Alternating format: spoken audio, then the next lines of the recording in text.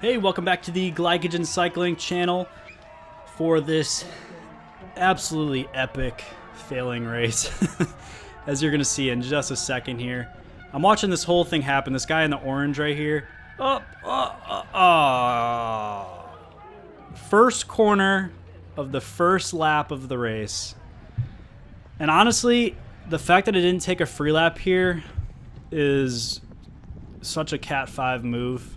No offense to Cat 5s, but you know, I've been doing this for like 8 years, and the fact that I didn't take a free lap there is just such a rookie mistake. Honestly, after this race, I didn't even know. Actually, until I watched this footage, I didn't even know if that guy crashed. I thought he kind of just like put his foot down and kind of just stopped everyone. I didn't know he actually hit the ground. So I was just like laser focused that I needed to get going as fast as possible. And, you know, the fact that I didn't take the free lap there kind of ruined my race, to be honest. So, bad mistake on my part. But, yeah, like, I was watching that whole thing happen, and actually, before it happened, I'm like, okay, free lap. Like, I told myself, take a free lap. And then I kind of just got like persuaded by everyone, like such peer pressure to just go because everyone just went. So I'm like, all right, let's just go. And it looked like the field was right there. But in reality, it was all those people that got held up by that crash that were kind of just like stuck. And then there's gaps opening up. So the story of this race was just gaps on gaps on gaps. Every single race of every day is just whoever's in the front is going to do well. And if you can hold the line and hold the wheel in front of you, you're probably going to be fine. But if you get stuck behind a gap, you're off the back and there's really nothing you could do. So back to the story of how I ended up here in Denver and in this Littleton USA Crit. Because for those of you who've been following my channel, I'm from Florida, South Florida. So what the heck am I doing in the mountains? I actually had two good friends, Luke and Melissa, and make sure to leave them a congratulations in the comments because I was out there for their wedding in Aspen, Colorado. So this whole week I was out in Colorado and had an awesome time hanging out with friends from college, you know, riding bikes, hiking, doing all the fun stuff that you do in Colorado. And let's just give a shout out to this guy in the blue who just sat up in the middle of that turn right there. That pissed me off so much. That was the line to take, exactly where that guy was. So anyways, yeah, give a shout out to Luke and Melissa in the comments. Give them a congrats for getting married. It was a fantastic wedding. It went off without a hitch. It was great. And yeah, it was just a really, really great time. So the day before this, actually this whole week, I was out there from like Tuesday, and then this race was on Saturday.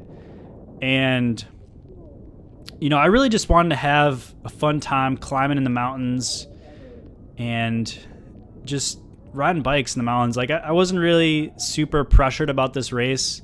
I was like, yeah, whatever happens. I'm just going to have a good time riding my bike and just hop in this race for fun. Cause that's, you know, I'm not a professional. That's what I do. Ride for fun.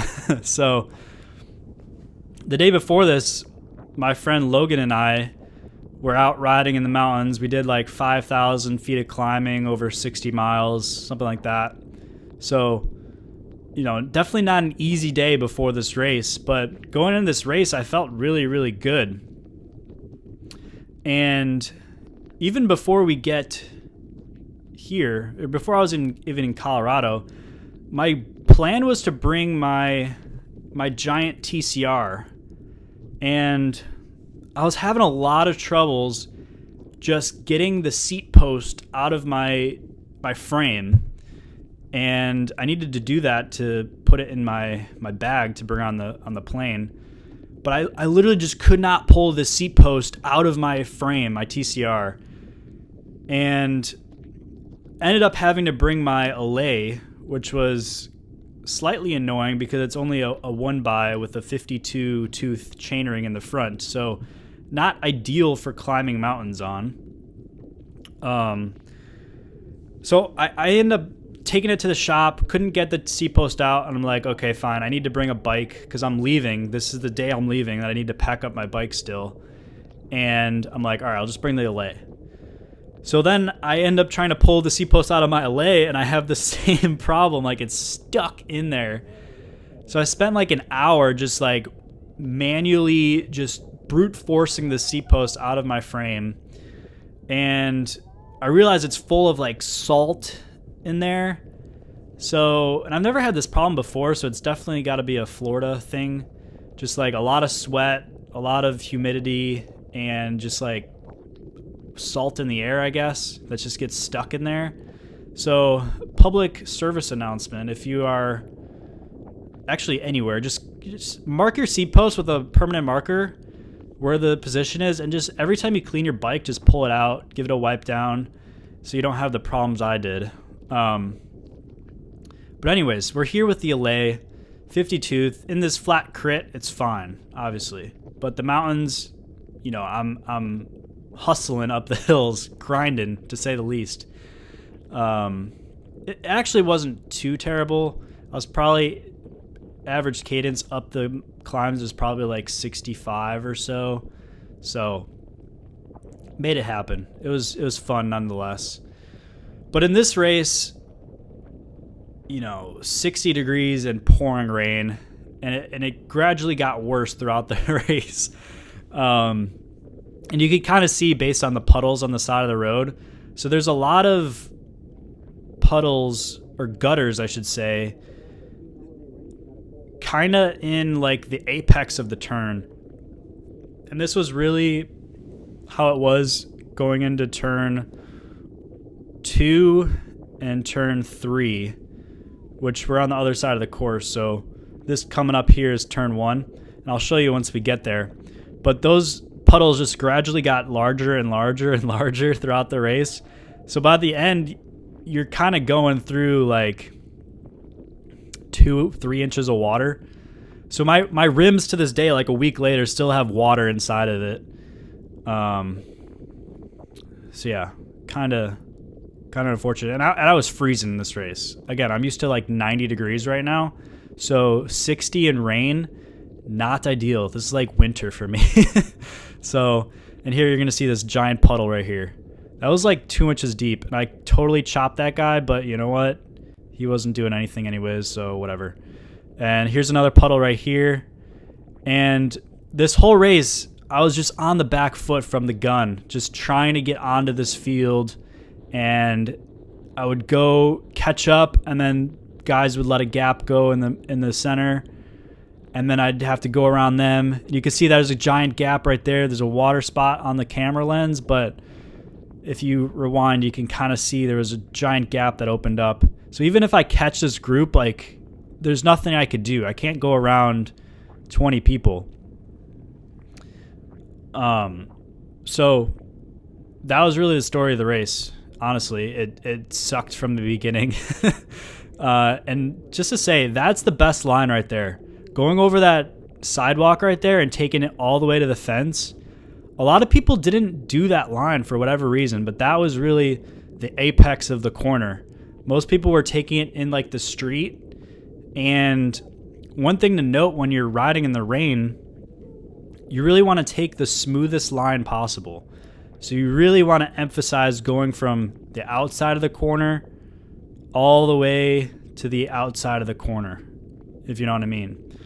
So you want to go from out, it's like the fence, the sidewalk, all the way to the apex inside, and then take that all the way to the outside fence. You want to be as smooth as possible, because as soon as you start chopping your wheel is when you're going to, you know, introduce less traction. And again, here's that giant puddle. And again, taking it all the way to that curb as far as I can, and then going all the way to the inside and going out as far as I can. Again, I wasn't going super fast there, so it wasn't completely necessary. But again, guys getting dropped here, and it was just rough from the beginning. And again, taking that all the way to the outside of that yellow line. Here was another giant puddle, that little gutter right there. So yeah, that was the story of the race. But other than that, this course was actually a lot of fun. I kind of got the hang of it after 2 or 3 laps. I was able to hold speed pretty well and kind of just picking off dropped riders. You can see I was going 29 at one point. And then again, taking that inside sidewalk area all the way to the end. And that allowed you to hold the most speed and also be the safest, in my opinion. Again, I was trying so hard to get onto this field, and I felt like everything I did just kind of, it never panned out. It was always just, I'd catch a guy, and then it'd be like, oh no, sorry, there's a gap, 5 riders in front of you. So, yeah, just racing like a Cat 5 is pretty much the story of this race. Should have took a free lap at that beginning point, and yeah, unfortunately, that's how this race ended up for me. But other than that, had a fantastic time in Colorado. Honestly, I really love the mountains. If Florida had mountains, this would be the perfect state. But, also, if I lived in the mountains, I'd probably not enjoy it as much, to be honest. So sometimes it's just good to visit where you like. So, but that's really the video for today. Hopefully you guys enjoyed this little failing or epic fail video.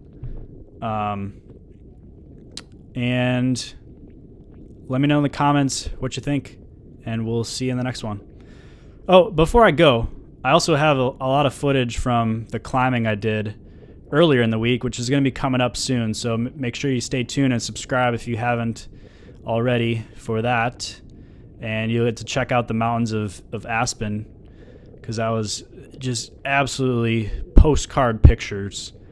So make sure you subscribe if you're not already, and I will see you in the next video.